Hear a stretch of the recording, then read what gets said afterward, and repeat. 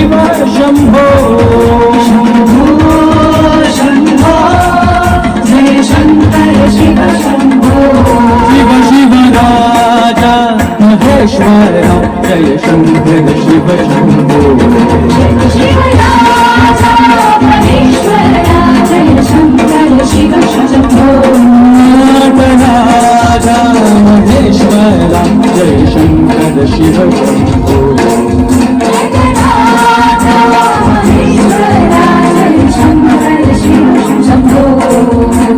शंकर शिव हर हर शिव शंकर शिव शंभो शंकर शिव हर हर शिव शंकर शिव शंभो शंकर शिव हर हर शिव शंकर शिव शंभो शंकर शिव हर हर शिव शंकर शिव शंभो जय जय शिव शंभो जय जय शिव शंभो जय जय शिव शंभो जय जय शिव शंभो जय जय शिव शंभो जय जय शिव शंभो जय जय शिव शंभो जय जय शिव शंभो हर हर महादेव शंभो महादेव शंभो महादेव शंभो महादेव शंभो शिव शिव महादेव शंभो महादेव शंभो शिव शिव महादेव शंभो महादेव शंभो जय जय शिव शंभो जय जय शिव शंभो जय जय शिव शंभो जय जय शिव शंभो जय जय शिव शंभो जय जय शिव शंभो जय जय शिव शंभो जय जय शिव शंभो शंभो शंभो जय शंकर शिव शंभो शंभो शंभो जय शंकर शिव शंभो शंभो शंभो शंभो जय शंकर शिव शंभो शंभो शंभो शंभो जय शंकर शिव शंभो शिव शिव महादेव शंभो महादेव देव शंभो जय जय शिव शंभो जय जय शिव शंभो जय जय शिव शंभो जय जय शिव शंभो जय जय शिव शंभो जय जय शिव शंभो जय जय शिव शंभो जय जय शिव शंभो शंभो शंभो जय शंकर शिव शंभो शंभो शंभो जय शंकर शिव शंभो शंभो शंभो शंभो जय शंकर शिव शंभो शंभो शंभो शंभो विश्व ध्यान दिवस का डिक्लेयर किया है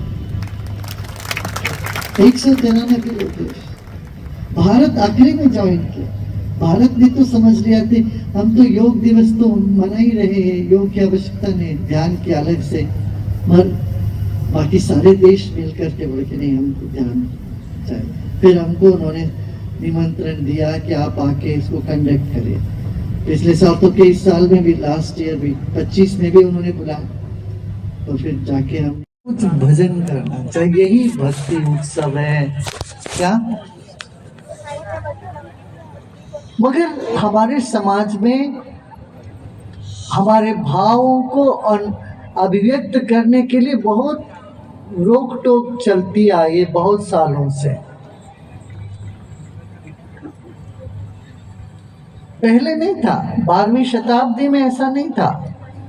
बाद में आदमी को आंसू नहीं बहाना चाहिए, आंखों में आंसू आ जाए, भाव विभोर हो जाए, उसको नीचे देखते तेरे कमजोर। कोई भजन में भावुक हो जाते तो लगते बड़ा कमजोर है। भजन गाना भी सबका नहीं समझते थे, खासतौर से जो लोग अंग्रेजी सिस्टम से सब पढ़े लिखे लोग होते हैं, उनमें ये एक पूर्वाग्रह था कि एक डिसेंसी माने अलग ही एक उपाख्यान था उसका, डिसेंसी माने उसके अलग ही एक व्याख्या थी। तो हमें शर्माते थे कि भजन करना है, भक्ति भाव में बहना है, ये सब इतना समाज के पढ़े लिखे लोगों का नहीं है, ऐसा करके एक भाव चलता था कि नहीं? कितने लोग इस बात से मानते हैं? अरे गांव के लोग तो कुछ गाते हैं, वो भी एक परंपरागत रूढ़िगत जो है, वो तंबूरा लेके, वो जालना लेके वो तो गाते रहते हैं। मगर शहर के पढ़े लिखे लोगों का ये काम नहीं है, ऐसा भाव रहा है। और हमें उस तरह की विचारधाराओं को तोड़ना है। हम भी जब छोटे थे, मुझे भजन में भाव में जो हम जाते थे तो हम चिप करके जाते थे। क्यों? बाकी पागल ना समझे। ताकि हमारे दोस्तों में किसी में भी वो नहीं, दोस्तों में से क्रिकेट की बात करते हैं, सिनेमा की बात करते हैं, किसी को कोई ईश्वर इस के बारे में बात करना, भजन करना है तो बहुत दूर दूर की बात थी। तो हमें कोई दोस्ती नहीं होता था। कभी मैं जबरदस्त उनसे कुछ संवाद तो करना पड़ेगा, मित्र हो तो दोस्तों से। तो इतने घंटों वो क्रिकेट के बारे में बात करते थे। हम बॉलर को बैट्समैन बोलते थे, बैट्समैन को बॉलर बोल देते थे। तो लोग ऐसे देखते थे, इसको कुछ नहीं पता, खेल के बारे में कुछ नहीं पता। मुझे तो लगता था कि सभी खेल है, सारा संसार खेल है, ये सब बच्चे हैं। जब हम छोटे थे, हम बड़े लोगों के साथ ज्यादा बैठते थे। अब बड़े हैं तो सब बच्चों के साथ बैठ रहे हैं। बालवत हो जाना ही ज्ञान का लक्षण है। ज्ञानियों में 3 तरह के होते हैं, बाल, उन्मत्त, पिशाचवत। बाल या उन्मत्त हो जाए माने डूब जाए रस में, या पिशाची जैसे पैशाचिक माने क्या? किसी चीज को नहीं माना, कोई नियम को, सब नियम का उल्लंघन करना। ये तीनों सही है। एक विध्वंसक है, एक सृजनात्मक है, दूसरा समाज को थाम के रखने वाली बात। और ये सब आवश्यक है। तो हमें अपना जो भक्ति, अपना भाव तो व्यक्त करने में हम बहुत शर्मिंदा होते थे। शर्मिंदा नहीं, वो पता नहीं कोई समझता ही नहीं है, इसको कैसे हम समझाएं, ऐसा भाव था। संकोच होता था, शर्मिंदा से ज्यादा मैं कहूँगा संकोच। क्यों? तुम तो पागल है समझे लो, और पागल समझोगे तो सबसे नाता ही टूट जाएगा।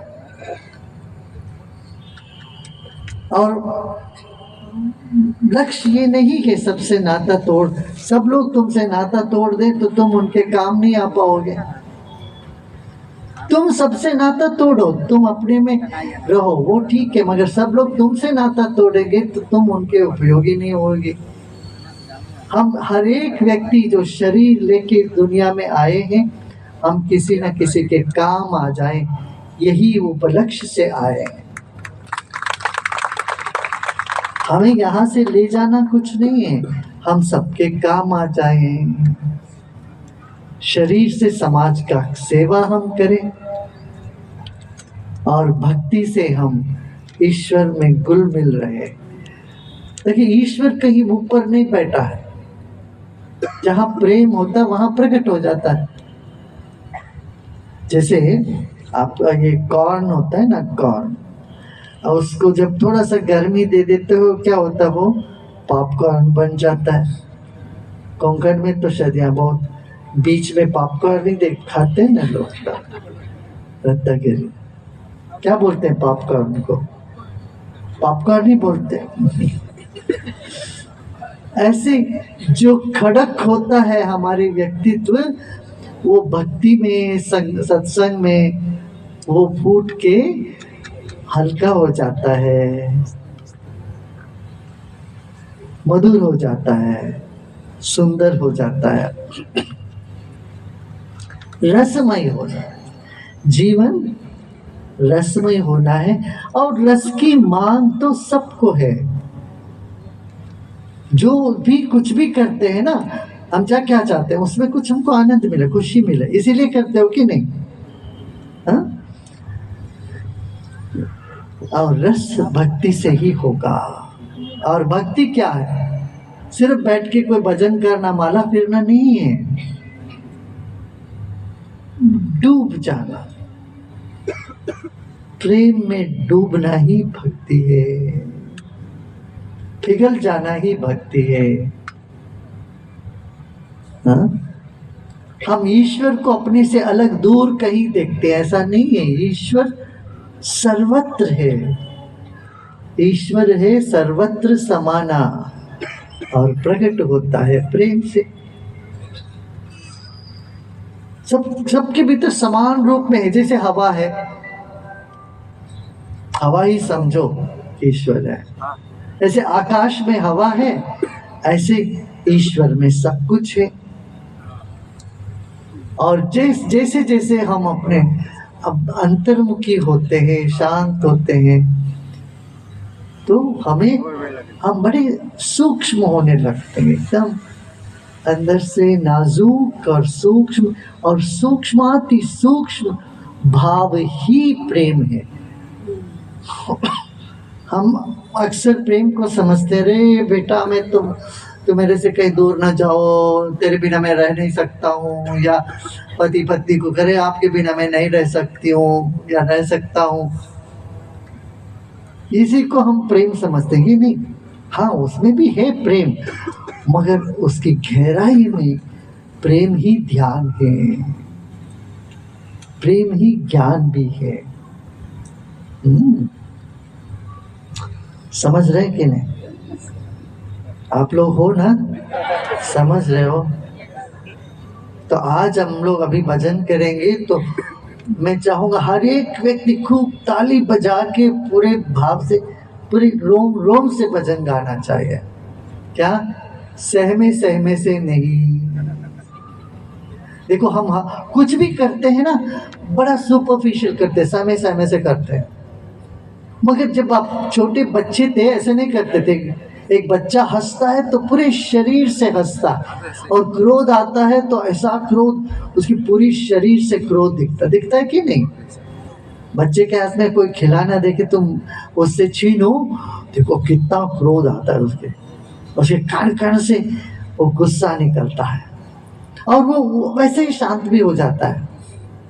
बच्चा रोता है, जब रोता है तो पूरे शरीर से रोता है, और उसके गाल में आंसू की मोती भी होती है, मगर मुस्कुरा, वो अभी सूखा नहीं, तुरंत मुस्कुराने लग जाता है। उसके तो ये इमोशंस है, भाव है, वो बड़ा तरल है, वो आते हैं जाते हैं, तुरंत चला जाता है। मगर हमारे में ऐसा नहीं होता। हम किसी के प्रति गुस्सा आ गया हमारे भीतर तो बस वो बना रहता है, पता नहीं कितने देर तक। किसी से हमारा मुठभेद हो गया, बस उन्हीं के बारे में सोचते रहते हैं। सुबह उठ के दंत मंजन करते वक्त वही हमारे दिमाग में आते हैं, चाय पीते वक्त सिर्फ उन्हीं का स्मरण करते हो, और नाश्ता खाते हो वही का स्मरण करते हो, स्नान करते तो उन्हीं को सोचते हो। जिनसे हम नफरत करते हैं, जिनको हम माफ नहीं कर पाते हैं, वो हमारे दिमाग में हावी हो जाते हैं और हमारी सारी साधना चौपट कर देते हैं। जो व्यक्ति हमारे मस्तिष्क में हावी हो जाते हैं, हम उन्हीं के जैसे हो जाते हैं। कुछ समय के बाद हमारा उनमें फर्क नहीं पड़ता, हम भी उन्हीं के जैसे हो जाते। आपने देखा ना, जो देवी की उपासक होते हैं उनके चेहरे में भी वो देवी के जैसे भाव आ जाता है। हनुमान जी की उपासना करते हैं, उनके चेहरा भी कुछ ऐसे होने लगता है। कितने लोगों ने इसको नोटिस किया? जिनका जो उपास्य है उनके जैसे उनमें होने लगता है। यही रहस्य है जैन धर्म में, बौद्ध धर्म में बुद्ध की मूर्ति रखते हैं। जैन महावीर तीर्थंकरों की मूर्ति के सामने बैठोगे, उनके जैसे शांत स्तब्ध तुम भी हो जाओ, वो ध्यान लगाते रहते उसमें। इसलिए नमन करना सभी धर्मों का एक अंग बन गया है।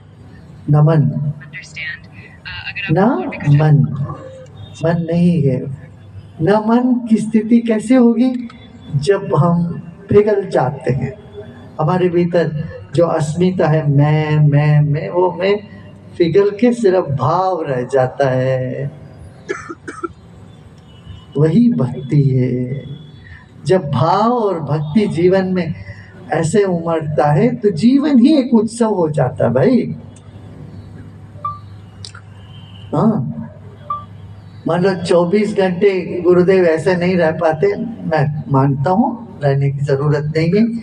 थोड़ी थोड़ी देर भी हम इस भक्ति रस में डूबना शुरू करते हैं, इसका लाभ क्या होगा? सबसे पहले चिंता से मुक्त हो जाएंगे, दूसरा भय से मुक्त हो जाएंगे, तीसरा अकेलापन हमको छुएगा ही नहीं, और चौथा नीरसता नहीं रहेगी। आजकल डिप्रेशन इतना बढ़ गया ना, जगह जगह बोलते लोग डिप्रेशन बढ़ गया। क्या होगा? डिप्रेस्ड है, चेहरा देखो लटका हुआ, वो नहीं होगा। फिर पांचवी बात, हिम्मत आ जाएगी, करेज आ जाएगा, कुछ भी काम करने के लिए आत्मबल मिल जाएगा। ये सब चाहिए कि नहीं बताओ?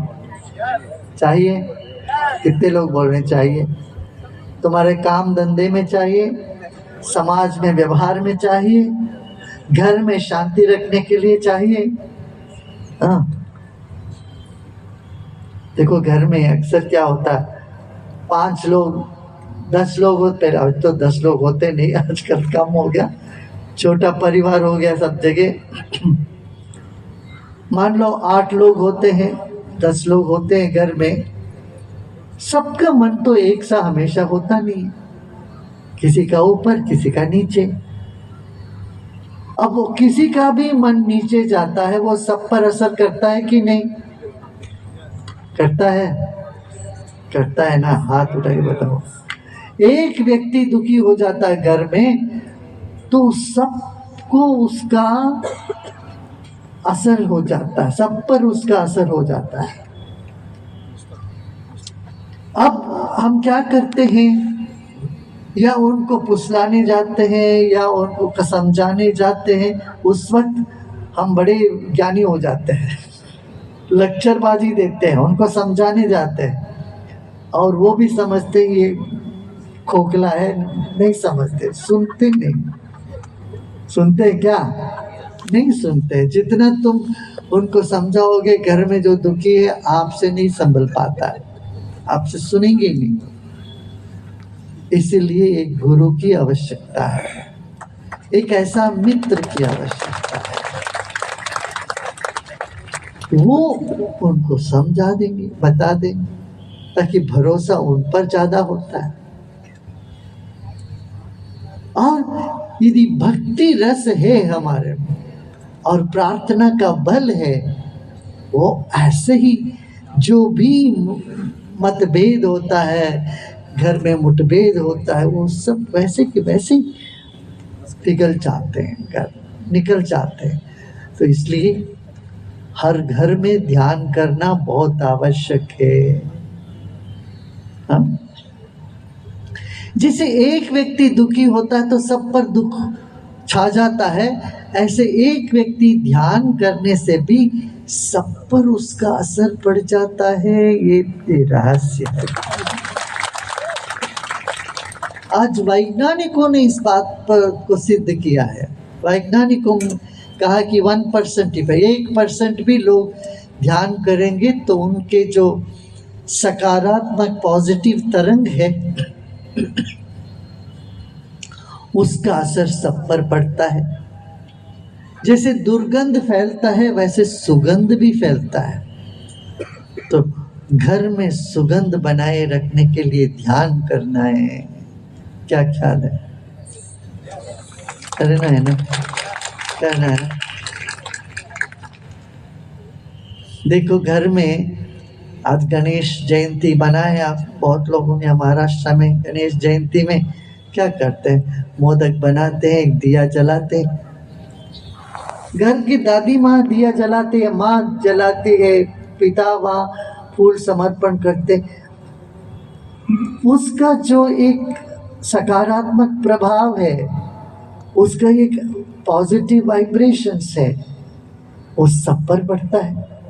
और घर में सब गणेशोत्सव के टाइम पे तो गांव-गांव में इकट्ठे होकर सब जय देव जय मंगल मूर्ति गाते हैं, तो रोमांच होता है कि नहीं?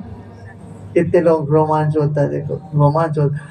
महाराष्ट्र का बहुत बड़ा देन है ये देश के लिए। मेरे कहते गोपाल कृष्ण गोखले जी ने किया कि गणेशोत्सव, लोकमान्य तिलक जी ने, गोपाल कृष्ण गोखले जी बाद में बहुत काम किए। लोकमान्य तिलक जी ने देश के लिए बहुत बड़ा देन दिया। उन्होंने गणेशोत्सव को सार्वजनिक बनाया। जब महाराष्ट्र में सार्वजनिक गणेशोत्सव होने लगा तो फिर वो कर्नाटक में भी उसका असर पड़ा, आंध्रा में भी उसका असर पड़ा, ऊपर गुजरात और राजस्थान में भी उसका असर पड़ा। इससे एक अनूठी एक तरंग उठने लगा। मुंबई जैसे शहर में भी लोग भाव से जुड़ने लगे। ये भारत है। भारत का जो भाव है वो भाव प्रधान देश है। भाव प्रधान, रा माने जोश, रा अग्नि बीज होता है जिसमें आग होते हैं, कुछ करने की क्षमता होती है, क्रिया शक्ति को संबोधित करते हैं अग्नि। और रा अग्नि क्रियाशीलता है। और ता तरण, तकार का अर्थ होता है तरण, पालन पोषण करना, तारना, और सबको तार देने वाला देश है हमारा भारत देश। इसका मतलब ये नहीं बाकी सब देश निकम्मे, हमारा देश ही अच्छा, ऐसा नहीं है। हम तो कहते पूरा भारतवर्ष, पूरा दुनिया जो है वसुधैव कुटुंबकम की बात करते हैं। पूरी दुनिया में हर एक जगह खूबी है। भारत का खूबी है भक्ति, ज्ञान और कर्म। भा से भक्ति, रा से कर्म, ता से ज्ञान, तरने वाला वो ज्ञान है। ये तीनों जब तक हम पोषित नहीं करते हैं, इनका पोषण नहीं करते, हम अपने आप को भारतीय नहीं कह सकते। तो यहाँ जो गणेशोत्सव होता है तब देखो कितना एक भाव, आरती होती है तब सब बाकी सब वो भूल जाते हैं। लोभ से चाहे लालच से किसी से भी पूजा करें, लोग पूजा में जब संलग्न होते हैं, कीर्तन में संलग्न होते हैं, तब तरंग बदल जाता है।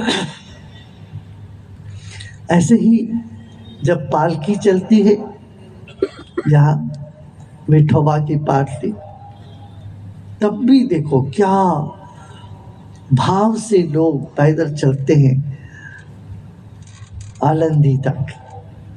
पंडरापुर में पालकी चलते, पंडरापुर तक चलते, विठ्ठल विठ्ठल विठ्ठल विठ्ठल करते करते वो दिल को छूने वाली बात होती। ये सब हमारे जो भक्ति गीत है, इसको हम घर घर की बात बनानी आवश्यक है। अंग्रेजी भी पढ़ रहे हैं, साथ ही साथ भक्ति भाव को खोना नहीं चाहिए। और महाराष्ट्र इस मामले में बहुत लकी भी है। मैं कहूँगा कि गणेशोत्सव में साल भर में जैसा भी हो, लोग वो गणपति के वो 10 दिन में तो हो जाते, मगर यहाँ देखो उधर भी मेरा अलग पंडाल, तुम्हारा अलग पंडाल, वो पंडाल को लेके झगड़ा करते हैं तो बड़ा अजीब सा लगता है। अरे गणपति को भी अपने में बांटने लगे, उनको भी लेके झगड़ा करने लगे, तो इससे मूर्खता और क्या हो सकता? देखो बताओ आपने, हाँ?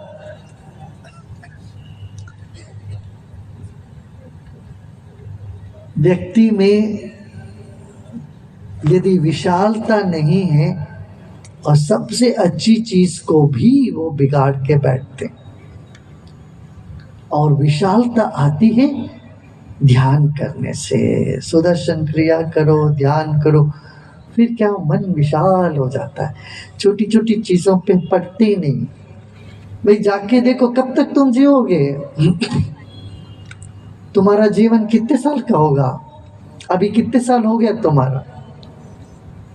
30, 40, 50 साल हो ही गया, और 30, 40, 50 साल भी ऐसे बीत जाएगा।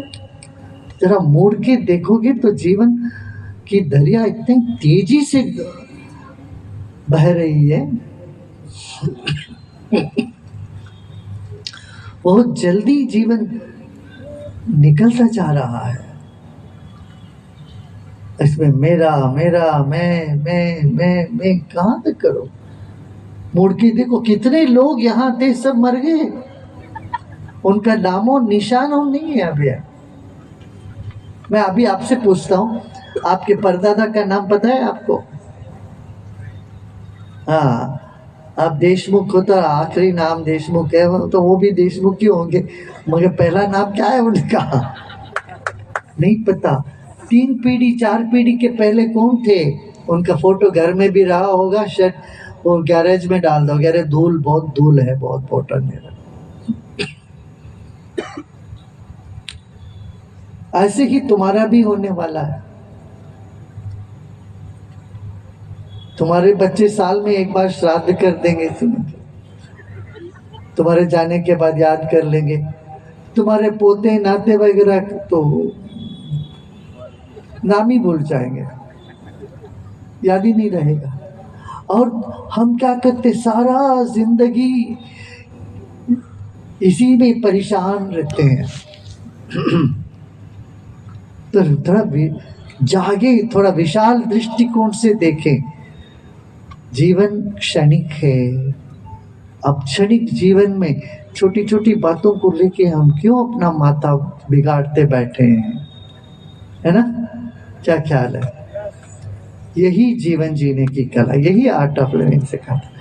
मन को ऐसे विशाल करो। जीवन में आता है भाई, कभी दुख, कभी सुख, कभी मन चाहे, कभी अनचाहे बातें होती रहती है। इन सभी परिस्थितियों में संतुलन बनाए रखे, मानसिक संतुलन, यही जीवन जीने की कला है। हाँ? और सबको स्वीकार करें, जो जैसा है उनको वैसे स्वीकार करें, ये जीवन जीने की कला है। क्या वर्तमान में जीना, राग द्वेष से मुक्त होके जीना, भय से मुक्ति मांग चाहिए हमें। कोई भी व्यक्ति भय से नहीं रहना चाहता, भय से मुक्त, मगर हो कैसे ये समझ में नहीं आता। ठीक है गुरुदेव, जो आप बोल रहे हैं सब सुनते हैं, मगर घर जाते ये सब, फिर मैं झंझट में ही रहती हूँ, झंझट में रहता हूँ, ये होता नहीं। तो मैं कहता हूँ देखो, इसीलिए है टेक्निक से, आपको ध्यान का टेक्निक, सुदर्शन क्रिया करो, प्राणायाम करो, सहज समाधि ध्यान करो, इससे बहुत बड़ा फर्क तो हुआ। अच्छा ये बताओ कितने लोगों को यहाँ फर्क पड़ा है ध्यान वगैरह करने से? देखो हाथ उठा। फिर हमारी जो इच्छाएं हैं वो सब पूरी होने लगती है, उसमें कोई देर नहीं है। देर बस इतना ही, हमें थोड़ी देर बैठना भर है, मन को खाली करना भर है, और इस विश्वास के साथ सब हमारे साथ अच्छा होगा, इस विश्वास, दृढ़ विश्वास हो जाए और विश्राम करें ध्यान में, तब देखना जीवन में चमत्कार की कोई कमी नहीं होगी। वो भी इस बात में जो आगे, उनके जीवन में तो चमत्कार की कोई कमी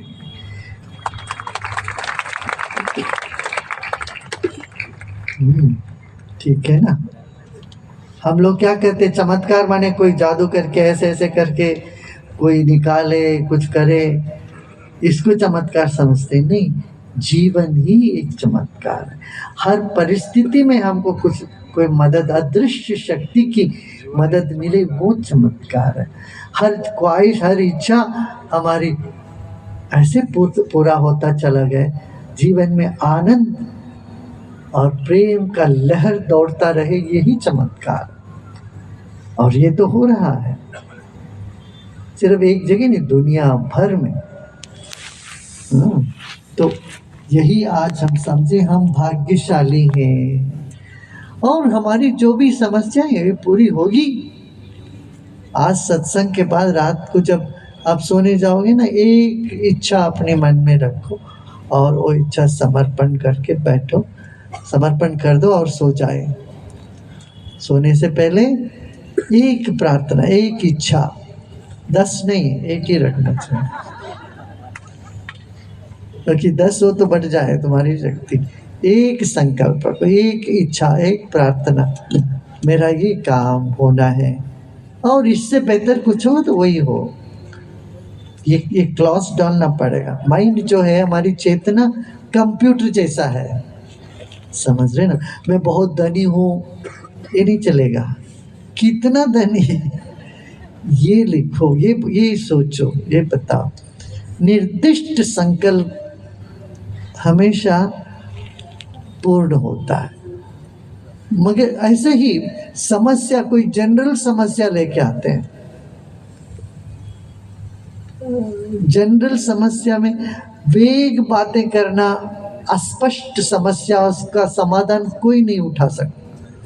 आपका कोई समस्या है तो उसका स्पष्ट समस्या क्या है ये बताओगे तो कोई ना कोई समाधान बताएगा, पर आपको खुद को पता ही नहीं कि अपनी समस्या क्या है, फिर दुखी रहेंगे। एक आदमी ऐसे बहुत दुखी आ रहा था कि उनको पूछा गया कि भाई तुम इतना दुखी क्यों?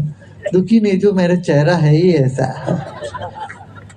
ये आदत बन गई किसी ना किसी बात को लेके दुखी रखने का मुंह, चेहरा। अभी हाल ही में हम कनाडा में थे, एक महिला आई थी, वो दर्शन दे रहे थे हम। एक महिला थी, बड़ी दुखी नजर आ रही थी, डिप्रेस थी। वो बोले गुरुदेव 4 साल से प्रयत्न कर रहे हैं, मेरा कोई रिश्ता नहीं बन रहा है। मैंने कहा तू ऐसी डिप्रेस दिखती है, कौन तुमसे रिश्ता करेगा? मैंने कहा कोई ऐसे डिप्रेस्ड व्यक्ति है, तुम उससे रिश्ता चाहते हो क्या? वो बोले नहीं। अरे तुम नहीं चाहते कोई डिप्रेस्ड व्यक्ति के साथ तुम रिश्ता बनाए, और तुम इतने डिप्रेस, तुम्हें कौन तुम्हारे साथ कौन बनाएगा रिश्ता? हाँ? हम सोचते नहीं हैं, अपनी जगह पे अटके रहते हैं, अपनी जगह से हट के दूसरों की जगह पे खड़े होकर देखो, अपने आप को देखो, अपने आप को शीशे में देखो। वहीं आगे मैं दर्शन देता था, एक लड़का युवा था, वो भी ऐसे एकदम चेहरा लटका के दुखी दिख रहा है। तो बोले कि क्या नौकरी नहीं है? बोले यदि मैं व्यापारी हूँ तो तुम्हें कभी नहीं हायर करूँगा। उनके बाजू में एक व्यक्ति पूछा, मैंने बोले इस व्यक्ति को तुम नौकरी में लोगे क्या? वो बोले नहीं। तुम्हारा चेहरा देखने से किसको आएगा भाई, इतना तुम डिप्रेस लग रहे हो, मुस्कान निचोड़ने पर भी थोड़ा सा भी नहीं मिलेगा। ऐसे व्यक्ति में हिम्मत नहीं है, भयभीत है, तो कौन तुम्हें काम देगा? देखो इतना कहने पर एकदम एक लहर दौड़ी उसमें, एकदम उसके चेहरे से चिंता मिटी। बोला हाँ, अरे कोई प्रसन्न है, जोश वाले हैं, मुस्कुरा रहे हैं, हिम्मत के साथ जाके आते, किसी भी इंटरव्यू देता है तो उनको तो लोग बोलेंगे अच्छा आ रहा मैं मेरे कंपनी में, तुम आओ मेरा काम संभालो। और चुस्त और सुस्त व्यक्ति को कौन काम देगा बताओ? आप लोग दोगे क्या कोई? या व्यापारी लोग जीते हैं, आप लोग किसी कोई डिप्रेस्ड आदमी को काम दोगे क्या? अरे बताओ तो, नहीं दोगे। ये इसको कहते catch-22। डिप्रेस इसीलिए है कि जॉब नहीं है, और डिप्रेस है इसीलिए जॉब नहीं मिलेगा। ऐसे सबको ध्यान करना चाहिए, सुदर्शन क्रिया करो, ज्ञान में आओ, देखो फिर बात बदलती है। ठीक है ना? तो हम किसी के बारे में मन में बुरा ना सोचें।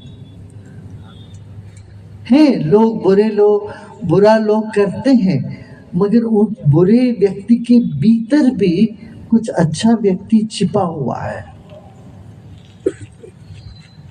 हाँ, छिपा हुआ है। इतना भर अपना मन में भरोसा रखना। नहीं, वो ऊपर से बुरा तो है ही, मगर उसके अंदर भी कुछ होगा। ये लोभी, लालची या किसी वासना से ग्रस्त आदमी ये सब गलत काम कर रहा है, इतना समझो। जैसे माँ समझती, देखो एक माँ पता है क्या बोलती है? बच्चा कितना भी बुरा हो, माँ क्या बोलती है? अरे बच्चा तो मेरा अच्छा है, उसकी संगत ठीक नहीं है। दोष किसको देती है? संगत को देती। अरे इसका मानसिक रूप में कुछ ठीक नहीं है, इस मन इसका अस्वस्थ है। अच्छा बच्चा है मगर मानसिक रूप में ठीक नहीं है। यही बोलते हैं ना माताएं। कितने माताएं ये बोले? हाथ उठाइए। माताएं बोलो मेरा बच्चा। कोई भी माँ कभी भी बच्चे को बुरा बच्चा नहीं कहती है, और वो सच है। कोई भी बच्चा इस दुनिया में आया है वो बुरा व्यक्ति नहीं आया है, दुष्ट आत्मा नहीं आई है। कोई समझते कोई दुष्ट आत्मा है, नहीं। हर व्यक्ति आया है मासूम बच्चे के रूप में, खुशी खुशी आए, खुशियां फैलाने आए, आनंद के पुतले बन के आए। मगर जो भी कर्म के वजह से, परिस्थिति की वजह से जो है सो है, पर वो भी सब बदल सकता है। अंगुलीमाला एक बड़े बोधिधर्मा जैसे बन सकता है। ये सब निदर्शन है कि हर एक व्यक्ति कभी भी बदल सकता है। इसलिए आप इस पर शक न करो, आशा न छोड़ो। ठीक है ना? अभी हम लोग ध्यान करते हैं। ठीक है, चले।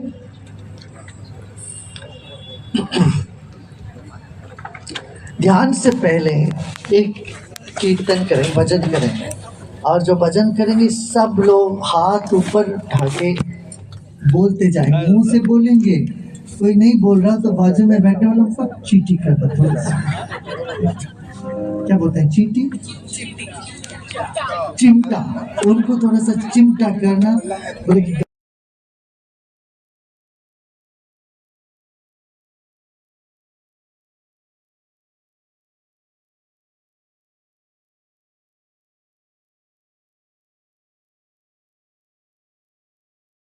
मिलता है लोगों को 100 से ज्यादा।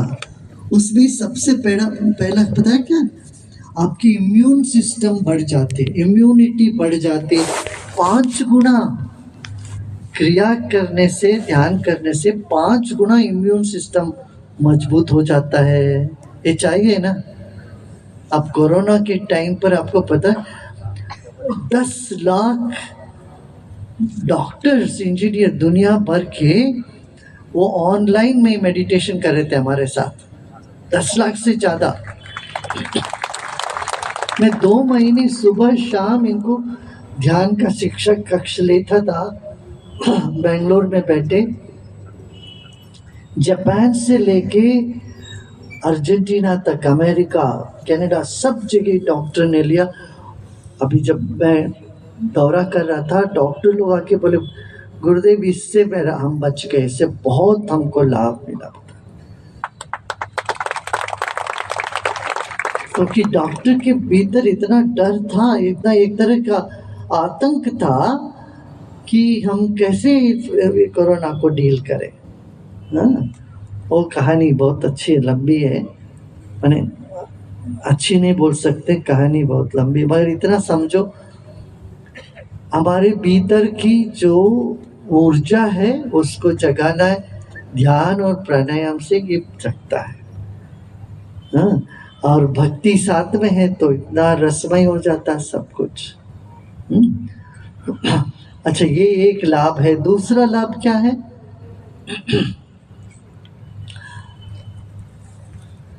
हमारे भीतर हमारे डीएनए में एक चीज होती है टेलोमेरेस।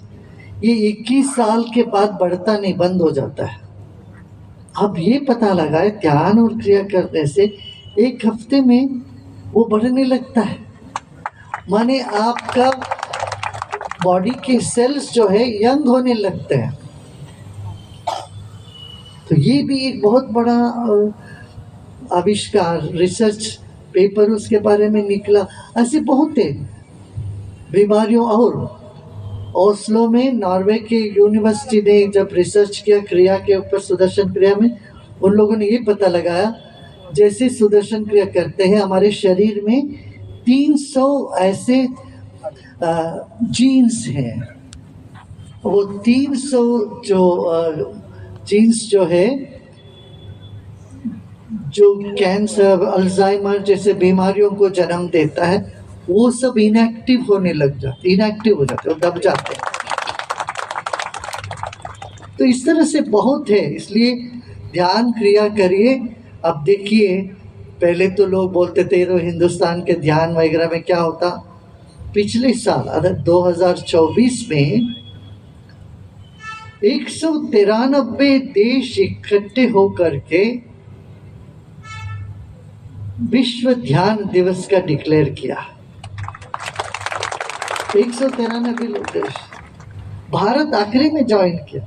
भारत में तो समझ लिया थे हम तो योग दिवस तो मना ही रहे हैं, योग की आवश्यकता नहीं, ध्यान की अलग से। पर बाकी सारे देश मिलकर के बोले कि नहीं, हम ध्यान चाहे। फिर हमको उन्होंने निमंत्रण दिया कि आप आके इसको कंडक्ट करें। पिछले साल तो के इस साल में भी, लास्ट ईयर भी 25 में भी उन्होंने बुलाया, तो फिर जाके हमने किया।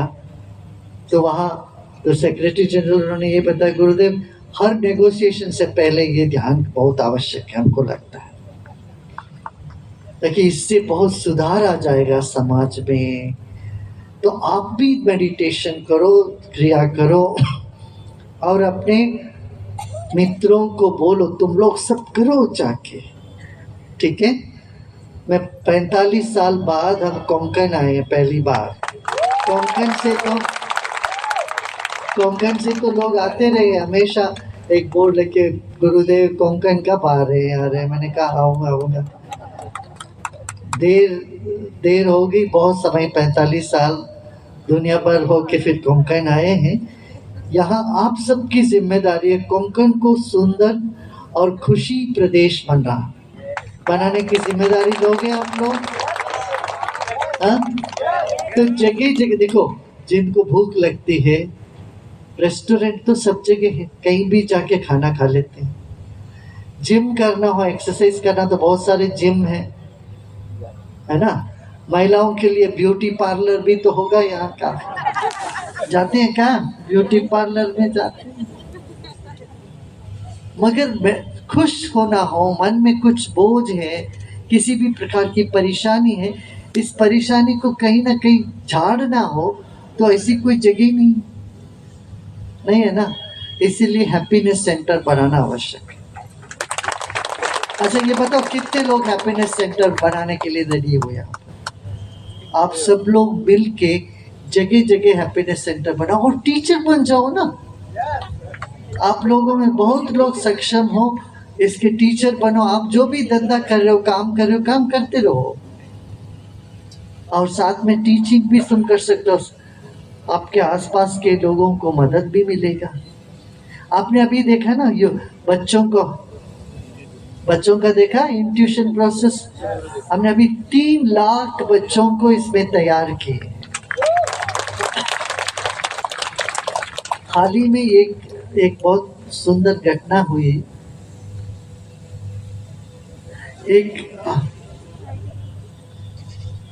एक चौंकाने वाली घटना हुई हाल ही में। एक बच्चा अगवा हो गया था मुंबई में। तो वहां से पुलिस ने अपने बच्चे को फोन करके पूछा भी अगवा हो गया, कहाँ है क्या है। और बच्ची ने पूरा मैप लगा के बता दिया, यहाँ पर जाइए और इस टाइम से अंदर जाओ, 3:30 बजे से पहले जाओ तो वो मिल जाएगा, बाद में जाओगे तो उसको ले जाएगा और पुलिस गए और उन्होंने उनको रिकवर के उन बच्चे को बचा के लेके आए। इस तरह की कई घटनाएं हुई है। हाँ, तो ये आप सबको बच्चों को कराना चाहिए और उनका इंट्यूशन पावर बढ़ता है तो उनकी एग्जाम्स में अच्छे रिजल्ट्स आते हैं। बच्चे अच्छा वो परफॉर्म करते हैं, ये सब करते हैं ना। हाँ ये होता है। तो ये और ऐसे ही काल ज्ञानी भी है यहाँ भी। मैंने काल ज्ञानी इसलिए बनाया कि बहुत लोग डिप्रेस्ड है, एंजाइटी से परेशान है। तो काल ज्ञानी थोड़ी देर बैठेंगे, उनको सब बता देंगे ये होने वाला है, ये ऐसा होगा, तो हिम्मत आ जाती है। कितने लोग आत्महत्या से बच गए काल ज्ञानी से बात करने से। वो सब आप काल ज्ञानियों से बात करो, वो लोग बताएंगे। हाँ, इसलिए अध्यात्म प्रैक्टिकल भी है। हम समझते हैं ये तो कोई बस लग्जरी नहीं है, आज ये हमें जीवन में आवश्यक है। क्या सही है? तो ये बोली हम सुनते आए हैं कोंकण बहुत सुंदर है, गुरुदेव बहुत सुंदर है, आपको आना है। तो इस बार मैंने कहा मुंबई तो जाते ही हैं, जरूर कोंकण आना है। ठीक है। और एक और बात आपको पता है, टूथपेस्ट से भी कैंसर फैलता है। कितने लोगों को पता है ये? विदेशी एक कंपनी ने बता दिया, उन्होंने माफी भी मांगा है, हमारे टूथपेस्ट से कैंसर फैलने का पूरी संभावना है, उसमें ऐसे केमिकल्स होते हैं। तो हमने क्या किया, अपना भारत के अच्छे वैद्यों को बुला के बोला कि तुम अपने देश का बनाओ। तो उन्होंने अपना वो बनाया और आज इसको दुनिया में बेस्ट माना जाता है। ताकि आयुर्वेद को हमें अपनाना चाहिए। आयुर्वेद आपके घर घर में आयुर्वेद की चीज होनी चाहिए, अपनी देश की चीजें पे, और सेहत के लिए अच्छा है ना। और अपने बच्चों को आयुर्वेद डॉक्टर में पढ़ने के लिए भेजो। आज दुनिया में जगह जगह आयुर्वेद डॉक्टर की मांग भी बढ़ रही है।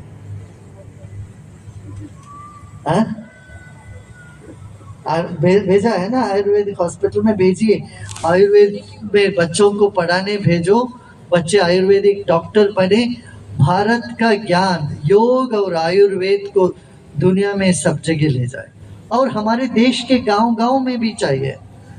तो इसलिए आप लोग सब आयुर्वेद को अपनाओगे, आयुर्वेद की चीजें अपनाओगे ना।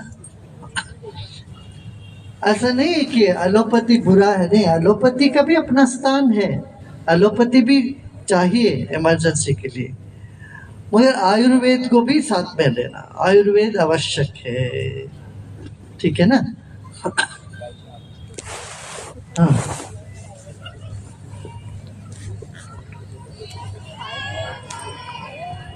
सब चमक रहे हो भाई, क्या चमक है, वाह, सबके चेहरे में चमक चमक देखो। हाँ।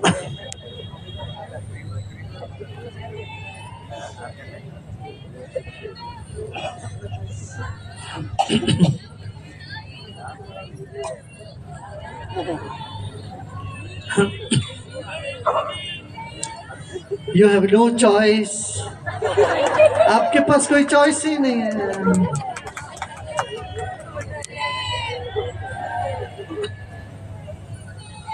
जो हमको जानते हैं वो हमारे प्रेम में होते हैं, ऐसे नहीं होते तो वो हमको जानते ही नहीं। क्यों, हम आपसे अलग नहीं है, आप हमसे अलग नहीं हो, मगर आप हमको ये काम करना पड़ेगा। क्या हमारे देश में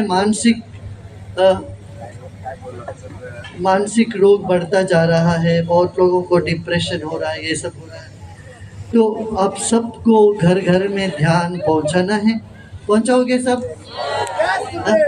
ओके। दूसरा, आयुर्वेद सब अपनाओगे?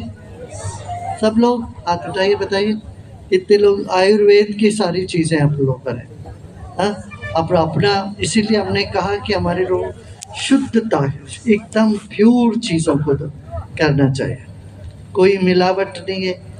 कई आयुर्वेद में अपने सुनते हैं ना कि मिलावट हो, ये हो गया फेल हो गया, अपना ऐसा नहीं, एकदम शुद्ध, हर चीज़ में शुद्धता होनी चाहिए वो। और तीसरी बात ये है, आपकी सारी चिंता आज यहाँ छोड़, कसली चिंता करो न का, सारी चिंता यहाँ छोड़ गया।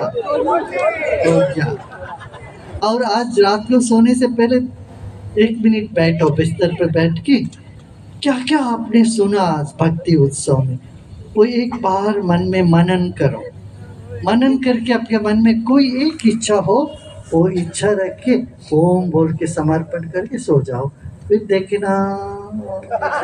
चलो गाना, कोंकणी गाना गाए, एक कोंकणी गाना गाए। कोंकणी गाना, हाँ गाइए, कोंकण में कोंकणी गाना गाना ही चाहिए।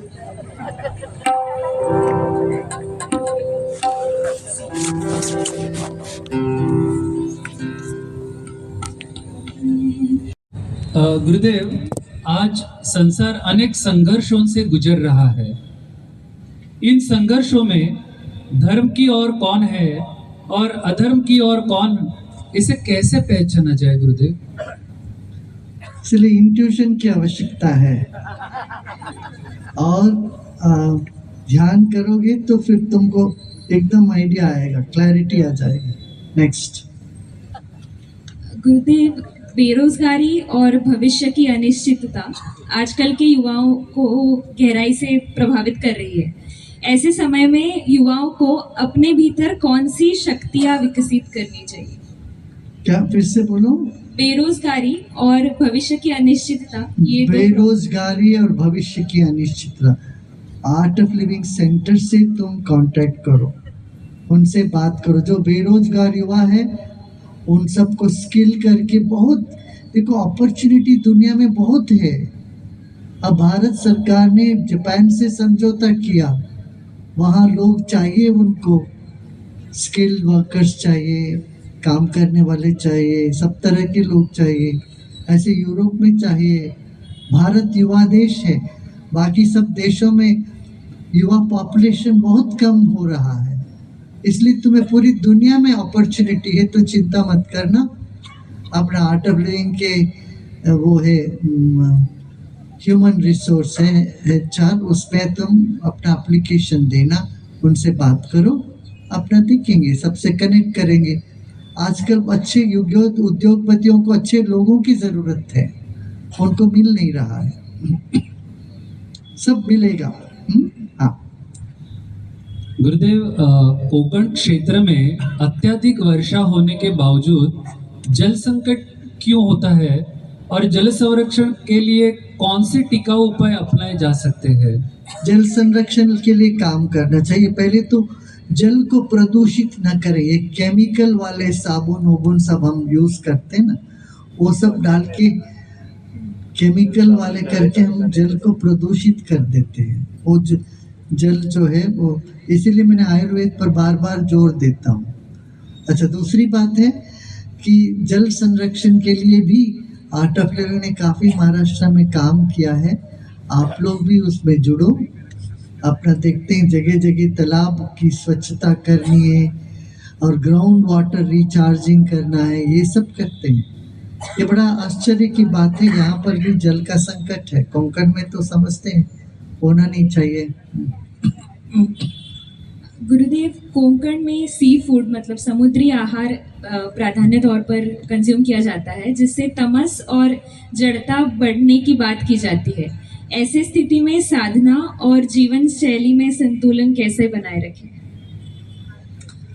देखिए, मैं तो इतना अधिक आहार पर नहीं बोलता। मैं कहता हूँ साधना करो, फिर अपने आप तुम्हारे शरीर बताएगी उसके लिए जो सूटेबल है वो खाना होने लग जाएगा। तुम्हारा रुचि अपने आप नॉनवेज से हटने लगेगा। गुरुदेव, आज के युवाओं में नशे की लत बढ़ रही है, इससे बचने और मैं एक दूसरा नशा देता हूँ, मस्ती का नशा। इधर आ जाओ, ये नशा उतरेगी नहीं और इस नशा से सेहत भी ठीक रहेगा, परिवार भी सुखी रहेगी। हाई क्वालिटी नशा है।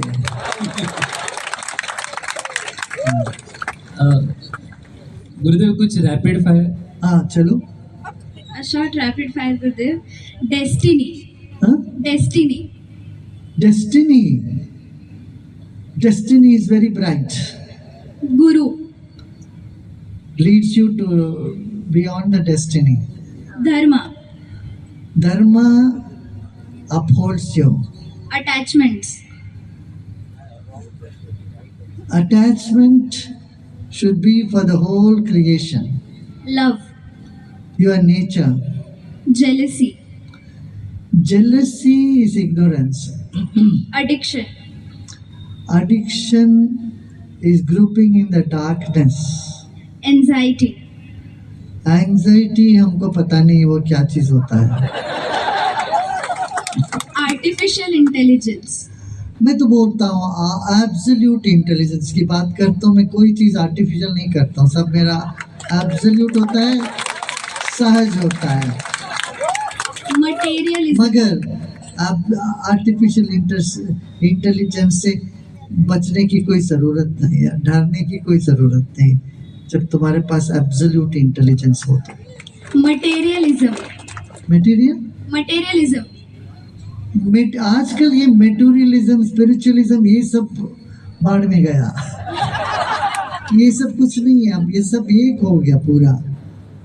शरीर के लिए जो चाहिए वो मेटीरियल और मन के लिए जो चाहिए वो इमोशनल है या वो स्पिरिचुअल समझते थे। आज ऐसा नहीं, वो सब एक है। अज्ञानता से हम बांट के बैठते हैं सब। हाँ। सेवा. सेवा एक अच्छे व्यक्ति का पहचान है, स्वभाव है। And lastly, mantra for happiness. अभी तक क्या बोला था मैंने? Thank you, Gurudev. ये तुम पता लगाओ मैंने अभी तक क्या मंत्र बोला। ये ऐसा ही है, रात भर रामायण सुनने के बाद सुबह पूछा राम जी सीता का क्या संबंध है। चलो जी। गोविंद राधे राधे श्याम गोपाल राधे राधे माझे